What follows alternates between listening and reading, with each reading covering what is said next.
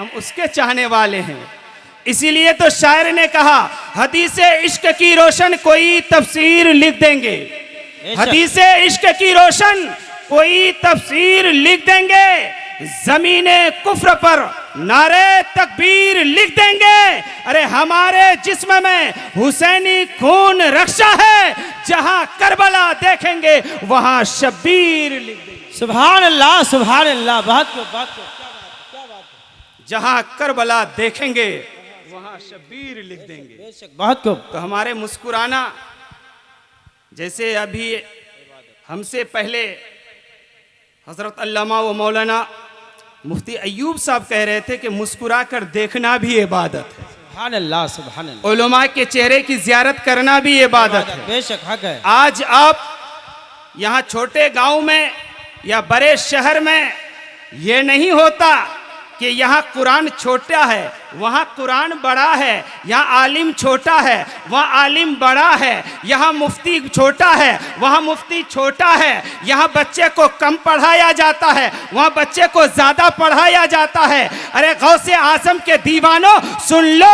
प्यारे आका के कलमा पढ़ने वालों सुन लो, सिद्दीक़ अकबर के चाहने वालों सुन लो, फारूक आज़म के मानने वालों सुन लो, जितने सहाबा के अकाइद पे रखने वालों अपने ईमान की दौलत से सुन लो। अगर शहर में पढ़ाया जाता है तो वही अली पढ़ाया जाता है, देहात में पढ़ाया जाता है वही अली पढ़ाया जाता है। लेकिन जब मैंने आपके मदरसे का रुख लिया, मैंने मौलाना ममनून से पूछा कि आप क्या पढ़ाते हैं, तो कहने लगा मैंने अलीफ से अल्लाह को पढ़ाया है, मैंने बे से बिस्मिल्लाह पढ़ाया है, ते से ताज तारे हरम के कलमा पढ़ने वाले का कलमा पढ़ाया है। सुभान अल्लाह, सुभान अल्लाह। बहुत को। या रसूल अल्लाह, या रसूल अल्लाह, या रसूल अल्लाह। हजरात, तो पढ़ाई हर जगह एक है। आज उलमाए किराम आज बहुत मेहनत और मुशक्कत करने के बाद में ये महफिल को आप सजाए हैं।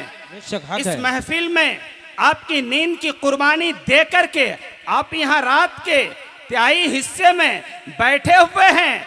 आपकी मोहब्बत पे मैं कुर्बान हो रहा हूँ। अल्लाह अकबर। आप इस खित्ते को याद रख लेना, आप इस खित्ते के जमीन को याद रख लेना, इस ईदगाह के जमीन को याद रख लेना। मैंने उलमाए किराम की मौजूदगी में मैंने रात के नींद को कुर्बान किया था। मैंने अपने बीवी बच्चे को घर पर छोड़कर मैंने प्यारे आका के कलमा पढ़ने वाले बन करके मैंने प्यारे आका के उस जिक्र और अज़कार में आकर हाजिरी दिया था कि जिस हाजिरी को सजाने के लिए मौलाना ममनून ने अपने मुशक्कत को, मेहनत को अपने रंग में लाया और रंग लाने के बाद में यहीं तक महदूद नहीं किया। कोई कहने लगा साबिर पाक का रंग दिया जाए, कोई कहने लगा मखदूम सिमना का रंग दिया जाए, कोई कहने लगा अलाउल हक पंडवी का रंग दिया जाए, कोई कहने लगा इमाम अहमद रजा का फाजिल बरेलवी का रंग दिया जाए। लेकिन ममनून रजा ने इतना रंग दिया कि सारे रंगों को जब इकट्ठा जमा किया गया तो कोई और नहीं बल्कि तमाम वलियों के सरदार का नाम गौसे आजम के नाम पे जश्न शहीद आजम करार दिया। सुभान अल्लाह, सुभान अल्लाह। बात को हजरात मोहतरम, तो मैं आपको उस गौसे आजम के महफिल में आपने अपनी नींद की कुर्बानी दे करके बैठे हैं, गौसे आजम के नाम लेते हैं। आज कुछ लोग कहते हैं कि क्या मन्नत है री, क्या मन्नत मान रहे, क्या नहीं करे जी, क्यों? आज अकीदे पे हम और आप ईमान के मजबूती को हमने छोड़ दिया है, बुजुर्गान दीन के बताए हुए रास्ते को खामोश कर दिया है। इसलिए आज हम इस परेशानी के दलदल में फंसे हुए हैं। गरीबी हमारे अंदर है, चोरी खोरी हमारे अंदर है, जनाकारी हमारे अंदर है, अय्याशी बाजी हमारे अंदर है, नमाज ना पढ़ना हमारे अंदर है, बच्चे को गालियां देना हमारे अंदर है, माँ बाप के हुकूक को ना मानना हमारे अंदर है। लेकिन मैं कहना चाहता हूँ, गौसे आजम के महफिल में आए हैं, गौसे आजम के चाहने वालों, गौसे आजम के दीवानों, आखिर गौसे आजम जो बना तो कैसे बना? कैसे बना? सुभान अल्लाह। आपके कारखाने में आपके मोबाइल ही को लीजिए, आपके मोबाइल में है 4G स्पीड से चल रहा है, चलने के बाद वहां 2G वाले सिम लगाएंगे तो मोबाइल चलेंगे? चलेंगे? आपके नहीं चलेगा, नहीं चलेंगे ना। आप उसमें अगर नेट चलाना चाहेंगे चलेंगे? नहीं चलेंगे। आप उसमें तस्वीर भेजना चाहेंगे भेजा जाए? बोलिए तो कुछ हरकत कीजिए, नहीं जाएंगे ना। तो गौसे आजम के वालिदे मोहतरम ने मशहूर बात है, बहते हुए पानी से एक सेब खाया था ना, एक सेब। आज चोरी करते हैं हम उसको ऐब नहीं समझते, जनाकारी करते हम ऐब नहीं समझते, आज किसी को गाली देने के लिए हम उसमें ऐब नहीं समझते। लेकिन गौसे आजम के वालिद मोहतरम बहते हुए सेब को खाए थे। कहने लगा ये किसी का बह के जा रहा होगा, बगैर इजाजत के मैंने खा लिया, चलो बाग वाले से माफी तलब करते। यही है ना। बाग के मालिक के करीब पहुंचा और पहुंचने के बाद कहने लगा मैंने एक सेब खा लिया है। नदी के किनारे किनारे जब गए तो क्या देखा कि एक टहनी नदी के किनारे लटक रहे थे। उस नदी के किनारे से जब देखा कि इसी बाग के सेब बहकर गया होगा, मैं खा लिया हूं, माफी के लिए गया बाग के माली के पास में गया, कहने लगा माफ कर दे। तो बाग के मालिक ने क्या कहा, माफ उस शर्त पे करूंगा कि मेरा एक वादा है उसको आपको मानना पड़ेगा, मानना पड़ेगा। कहने लगा मैं मंजूर है, मैं मान लूंगा। कहने लगा कि मेरी एक बच्ची है, ना तो वो बोल सकती है, ना तो कुछ देख सकती है, ना कुछ पकड़ सकती है, ना चल सकती है। मैं तुम्हारा निकाह उसके साथ में करना चाहता हूं, तब जाके माफ करूंगा। कितना बड़ा सजा है कि नहीं? आपके नजर में है ना। एक सेब खा लिया है, चोरी नहीं किया, लेकिन वो सजा लेने के लिए तैयार है। मामूल के मुताबिक दस्तूर के हिसाब से निकाह हुआ। निकाह होने के बाद में जब घर में आई, देख रहा है कि लड़की चलकर आई है, इतने हसीन और जमील है। आज तो लड़के के अगर इधर उधर निकाह करा दिया जाए ना तो मुंह पूरा सुजा करके नीचे देखेंगे, कैसे लड़की से मेरा निकाह कर रहा है, किस तरह से करा रहा है। लेकिन हजरत अबू साले के निकाह में देने के बाद में जब घर में लड़की आई तो सुहागरात का सबको इंतजार रहता है ना, मुंह पे पानी आ जाता है। कैसा होगा, कैसा मंजर होगा। लेकिन यह एक सेब खाने की वजह से अब देखिए, हजरत अबू साले के निकाह में देने के बाद में जब घर में आई तो लड़की इतनी खूबसूरत हसीन और जमील है, देख करके ताजुब कर गई, ये लड़की नहीं है, कोई दूसरे हैं। पूरी रात नमाज में गुजार दिए, मुख्तसर से अंदाज में गुजारने के बाद में फजर के लिए मस्जिद में गए, नमाज पढ़कर आए। आने के बाद में ससुर से कहने लगे, बाग के माली से कहने लगे कि आप किस लड़की से वादा किए थे और किसके साथ में निकाह पढ़ाए हैं? कहने लगा लड़की तो वही है। कहने लगा नहीं, आप लड़की गलत दे दिए होंगे। कहने लगा कैसे? वो लड़की तो चलती भी है, वो लड़की तो बोलती भी है, वो लड़की तो पकड़ती भी है, वो लड़की तो देखती भी है, वो लड़की के अंदर सारे चीजें मौजूद है। तो प्यारे आका के कलमा पढ़ने वालों, हजरत अबू साले के चाहने वालों, सुन लो, बाग के माली ने कहा मेरी बेटी आज तक न किसी के गैर महरूम के ऊपर देखा है इसलिए आंधी है, ना तो मेरी बेटी गलत चीज को छोई है इसलिए हाथ से अपाहिज है, ना तो मेरी बेटी अपने दहलीज से बाहर कदम रखी है इसलिए पैर से अपाहिज है, ना तो मेरी बेटी किसी की चुगली खोरी की है इसलिए बोलने से गूंगी है। कहने लगे अल्लाह अकबर कबीरा। जब एक सेब खाने की वजह से सारे मसले हल हो गए तो उसी का बच्चा पैदा हुआ, कोई और नहीं बल्कि हाफिज कुरान बनकर उसी हजरत अबू साले के कोख से हजरत गौसे आजम पैदा हो गए। सुभान अल्लाह, सुभान अल्लाह। बहुत को बहुत को मां ने बाप ने इतना पारसा रहा तो कौन बनकर पैदा हुए? गौसे आजम बनकर। लेकिन आज हम और आप कि माँ और बहनों का ये हाल है, घर में झाड़ू लगा रही है तो टीवी की तरफ नजर है, आज खाना बना रही है तो 300 गालियां अपने मर्द को पढ़ रहे हैं, आज इधर उधर की बातें कर रहे हैं। और फिर मौलाना साहब के मौलवी साहब हमारा बच्चा तो कहना माने को नहीं, मैं कई करूं, कुछ तावीज तो बनाए दो, हमारा बच्चा कहे माने को नहीं। अरे गौसे आजम के ऊपर नजर डाल। मां ने घर में झाड़ू लगाई, कुरान की तिलावत कर ली, पेट में के अंदर बच्चा हिफ्ज़ करता चला गया। जब मदरसे के अंदर दिया था कहने लगा बेटा पढ़ो औज़ु बिल्लाह, पढ़ लिया, पढ़ो बेटा बिस्मिल्लाह, पढ़ लिया। लेकिन उस्ताद ने कहा बेटा पढ़ो अलीफ, खामोश है, बेटा पढ़ो अलीफ, खामोश है। कहने लगा आखिर पढ़ते क्यों नहीं हो? कहने लगा ए हजरत, ए मौलाना सुन ले, मैंने अपने माँ के पेट में 15 पारा के हिफ्ज़ कर करके हाफिज कुरान बनकर पैदा हुआ। सुभान अल्लाह, सुभान अल्लाह। बहुत को बहुत को। तो हजरात आपको यही एक नुक्ता दे करके लेकर के रुख मोड़ना चाहता हूं। हजरत मोहतरम हजरत अबू साले गौसे आजम के नाना आज मन्नत मांग रहे हैं गरीब नवाज के नाम पे, मन्नत मांग रहे हैं साबिर पाक के नाम पे, आज मन्नत मांग रहे हैं गौसे आजम के नाम पे।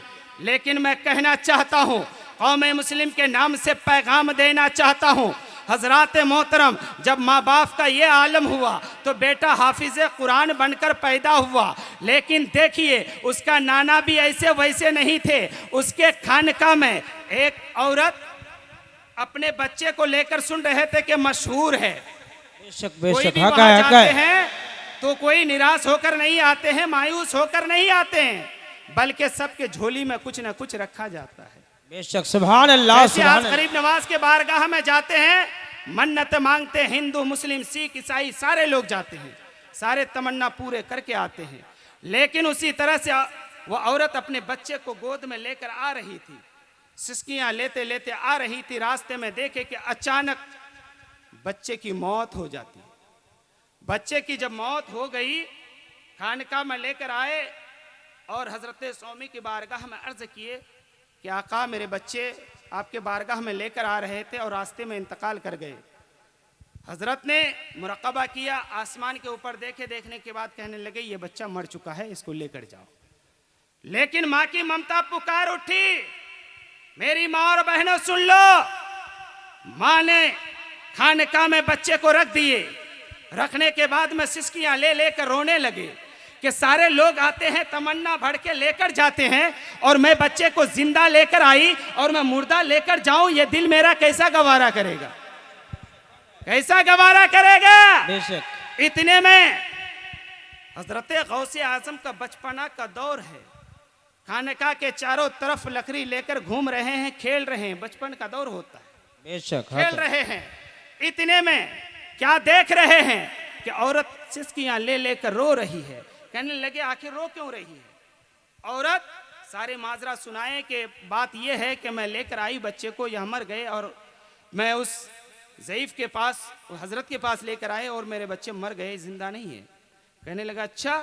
सारी बात सुनने के बाद में गौसे आजम फरमाते हैं तुम्हारे गलत फहमी है, तुम्हारा बच्चा जिंदा है, मरा नहीं है। बोलिए सुभान अल्लाह, सुभान अल्लाह, सुभान अल्लाह। बचपना का दौर है। इतने में उस ज़ईफा गई जाकर के चादर जूं ही उठाई, देख रहे हैं कि बच्चा मुस्कुरा रहा है। सुभान अल्लाह, सुभान अल्लाह। बच्चा मुस्कुरा रहा है।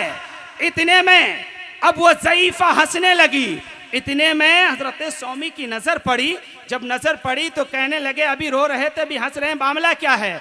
कहने लगे कि आखिर इधर ज़ईफ़ा इधर आ, मामला क्या है?